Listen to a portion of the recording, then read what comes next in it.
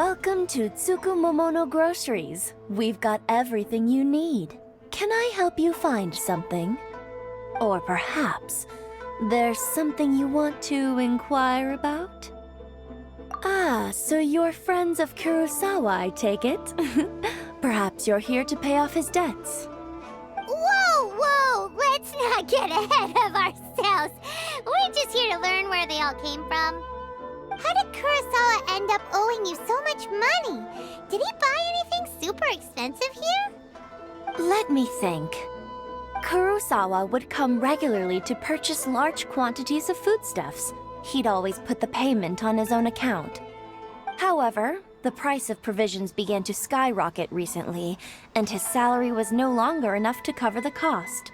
So, he started writing out IOUs to cover whatever he couldn't afford of the usual amount. So that's how he was getting those emergency provisions.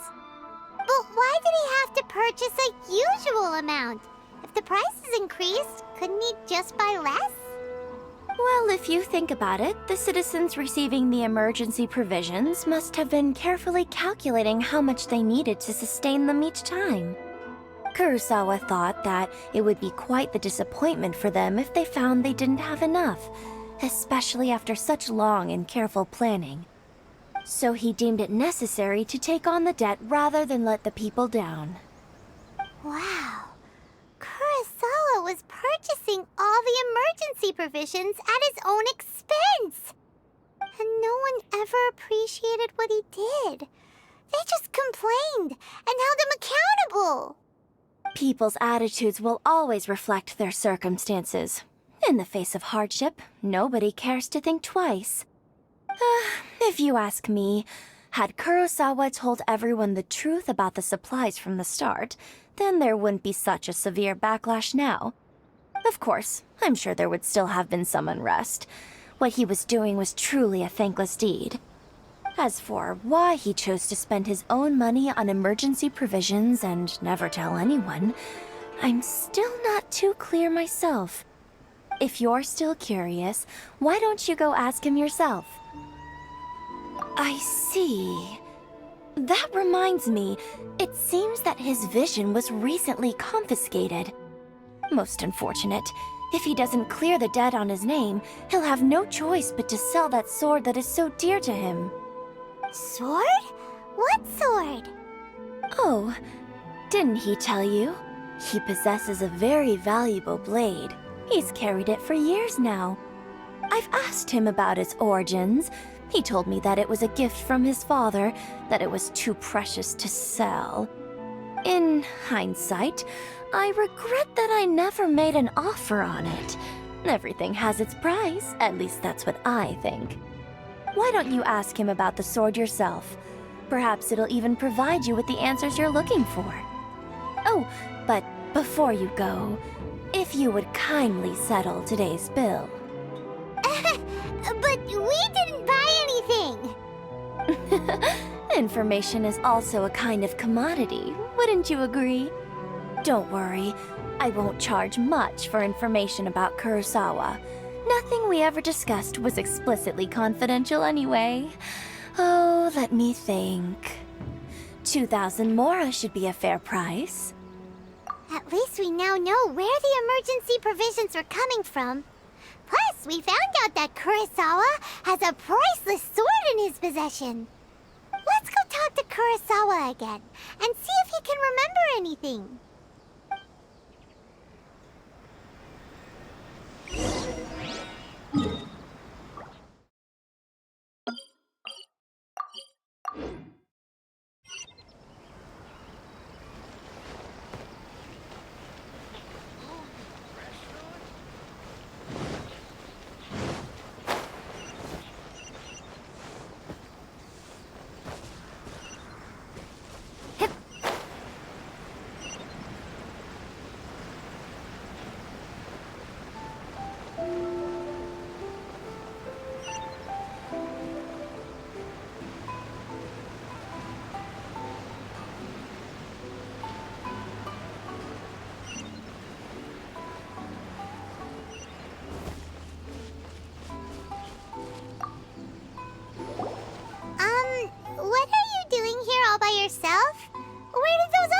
go?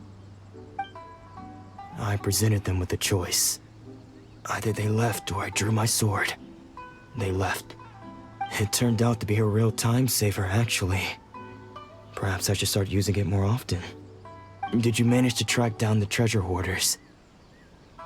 Everything I said was true, right? That just about sums it up. It turns out that you really were distributing emergency provisions, but they were all purchased at your own expense.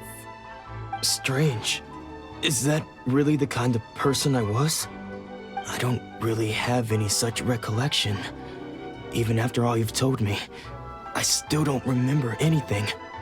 Why was I purchasing emergency provisions for everyone? And why would I put myself in such a difficult situation? I really don't understand. But I cannot deny that when I brandished my sword to scare those two away, I could sense that my body was somehow reluctant to do so. This sword was once wielded by my father. I remember once when I was young, I wanted to sneak out with the blade and show it off to the kids next door. My father ended up catching me in the act and scolded me severely. What did he say? I can't seem to remember that either. It would seem that I forgot many important things when my vision was taken from me. So many memories gone. Forever. No matter how hard I try to remember. All I can remember now is my father telling me that this blade bore his life's creed. Before he passed away, he placed the sword in my hands and said to me, "With this sword, you should..." Hey, if you look carefully, there seems to be some words engraved on the hilt. Can you recognize the words? Virtue and justice? Somehow those two words seem to explain everything now. Taking on seemingly endless debts to make others happy. I guess that must have been my greatest ambition after all. But what use of virtue and justice?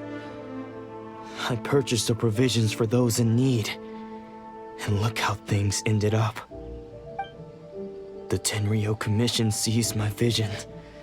And the very people I was so desperately trying to help refused to understand me. And the irony of all of it is, I somehow still felt sorry when threatening them with my blade. I'm incapable of being a good person, yet I'm equally unable to be bad.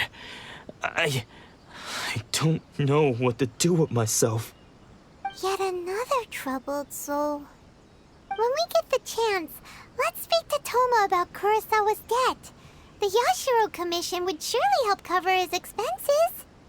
In any case, we must never let him sell off that sword.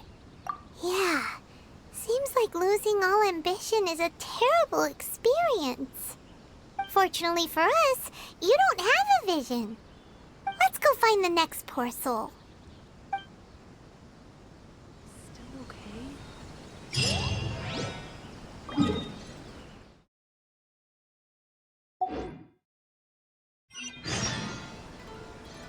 Don't worry. It's a cool movie.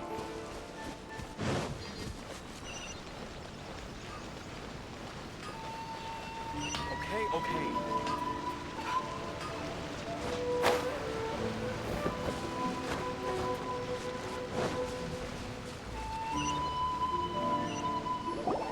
The third person who had their vision taken is supposed to be a famous sword master around these parts.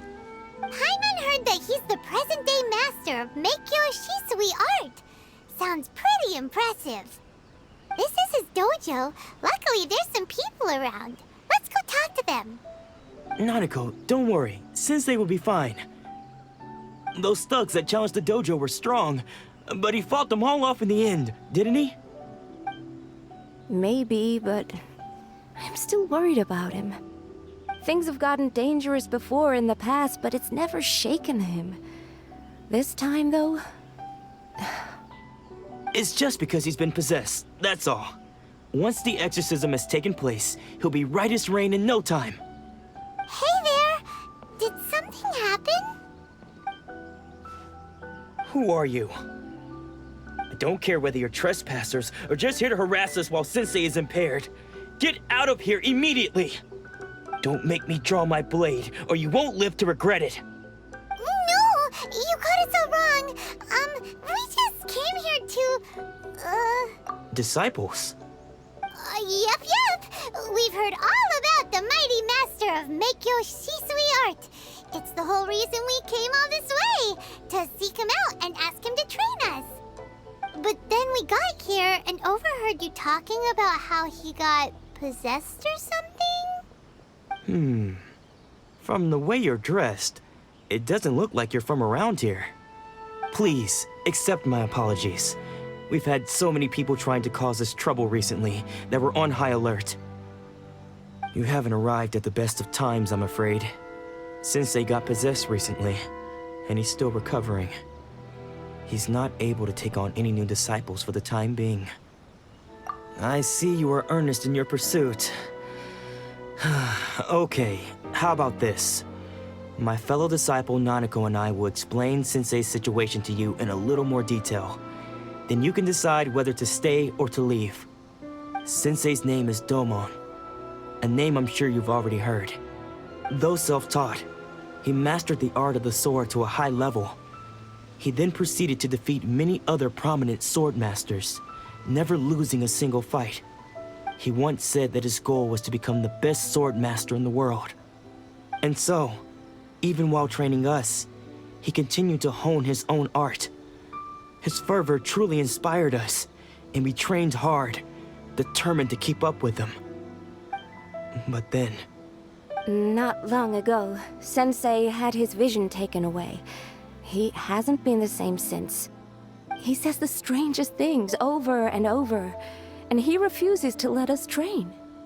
Junya and I have discussed it, and we both think that he's been possessed by an evil spirit. So, we've asked the Shrine Maidens from the Grand Narukami Shrine to perform an exorcism. But if I'm honest, I still have my doubts over whether he'll completely recover. The Grand Narukami Shrine? What's that? You haven't heard of it? It's the largest shrine on Narukami Island.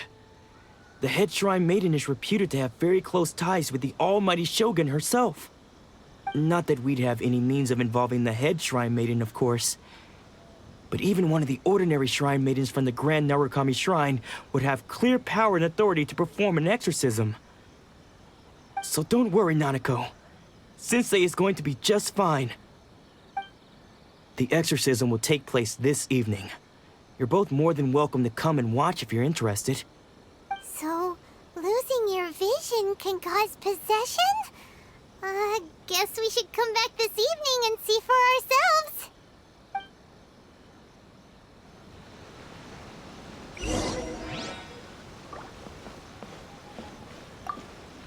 Shh. So you decided to come. It's a good thing you didn't arrive any earlier. You would have had to witness Sensei in one of his fits of madness. Just now, when Nanako was attending to him, she heard him whispering a few names to himself. When she asked him who the people were, he suddenly looked panic-stricken and pushed her away. It looked like he was in great distress. He was covering his ears and looking frantically around him with bloodshot eyes. All the while he kept calling those names.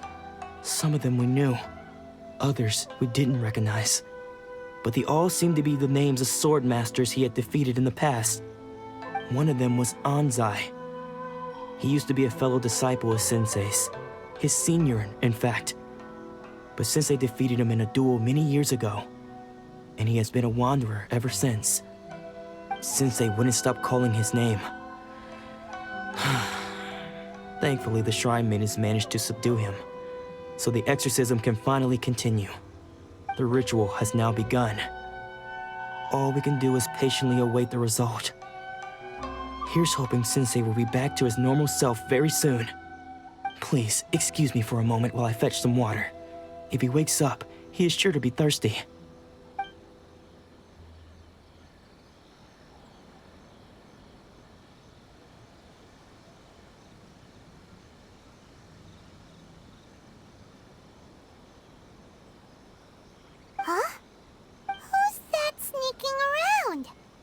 Uh-oh.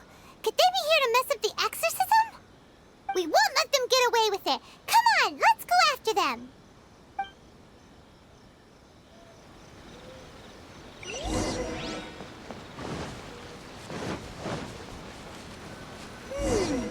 Seems they aren't here. Should we keep going further up?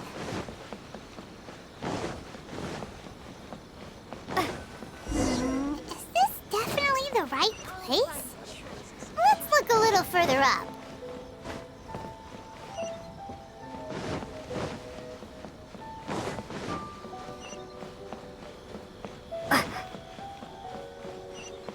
Aha! Suspicious person sighted! How did you catch up with me so quickly? Are you sure you're Domon's disciples? You move even quicker than he does. Unless... I guess it's been a few years. Maybe his skills have improved again. Excuse me? We're the ones asking the questions here. First off, who are you? And what are you doing sneaking around these parts? You seem like bad news, mister. Bad news? I'll have you know I trained side by side with Domon back in the day, long before you ever showed up. I don't care to talk about that time anymore. But if you must know, I am Domon's senior. His senior? Wait, that means you must be... Anzai? Yes, that's me. Because I don't wish to see Domon or anyone else associated with him ever again. When we were young, we trained under the same swordmaster, studying Make-Yoshi Sui art together.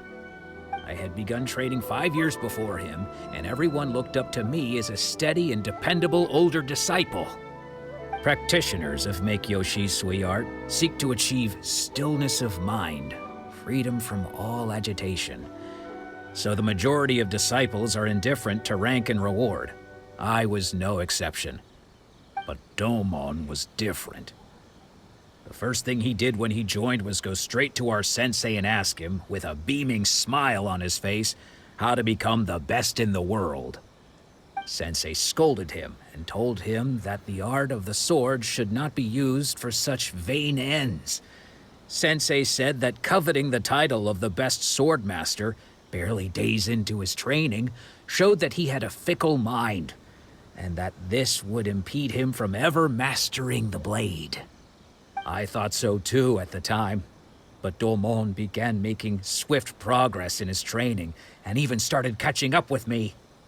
Only then did I realize that it was Domon who had long since freed his mind from all agitation. He was consumed by his singular desire to become the best in the world. He sought nothing less than perfection in the art of the sword, and nothing could deter him from this goal, no matter what stood in his way. Sure sounds like he meant business. So how come you don't want to ever see him again? Because until he arrived, I was convinced that I would succeed our sensei as the master of Make-Yoshi Sui art. Of all the disciples, I was the most gifted. I had trained the longest. Everyone had high expectations from me. Domon's arrival changed everything. When we sparred, I lost not just the match, but my pride and my status too. I fled the dojo that day and never looked back. Later, I heard that he sparred with Sensei too. Sensei was advanced in years by then, and unfortunately that match used up every last ounce of energy in his body. After that, I wanted nothing further to do with him. Deep down, though, I still respected his mastery of the blade and his commitment to the art of the sword. So, when I heard rumors that he had lost his mind, my first reaction was to dismiss them as false. How could he, of all people, have lost his mind? His mind was the sharpest of them all. He had practiced Make-Yoshi Sui art to perfection. I decided to quietly come and see if it were true. Then, to my complete astonishment, I heard him call my name. I thought mine was a name he had long since forgotten. So you see, I came here not to cause him any harm. I just wanted to see for myself. Okay, you've heard my story. You should get back now. The exorcism is probably finishing. Seems like we got it wrong this time. He wasn't here to mess up the exorcism at all. Still, Paimon's not sure we should bring him back with us. Let's go see how the exorcism's coming along.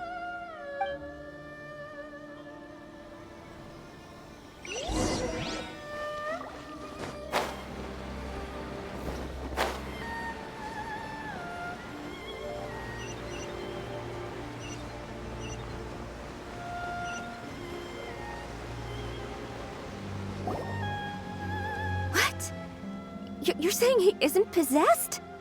Does that mean he's just lost his mind? But how is that possible? No, I refuse to believe it. Something's clearly wrong. Nanako, please, try not to get agitated.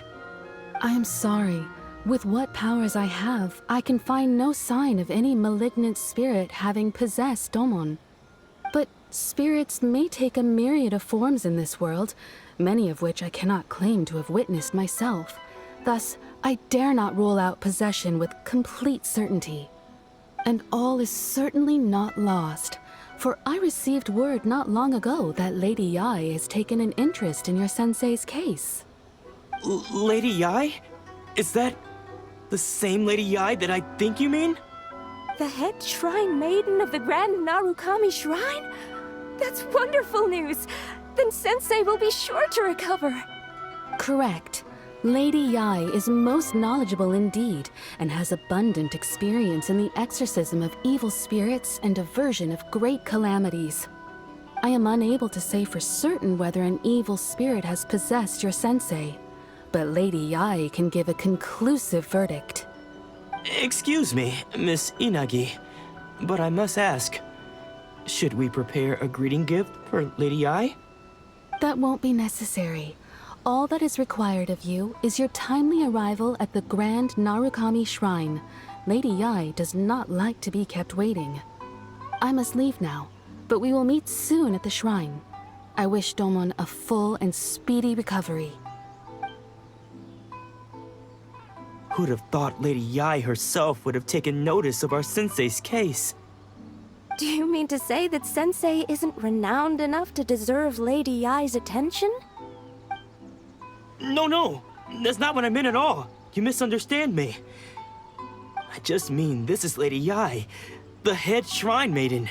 She has direct and close contact with the almighty Shogun herself. Anyway, you should join us too, tomorrow. Given that you've traveled all this way just to meet our sensei, we, the disciples of Meikyo Shisui Art, will do our best to help you.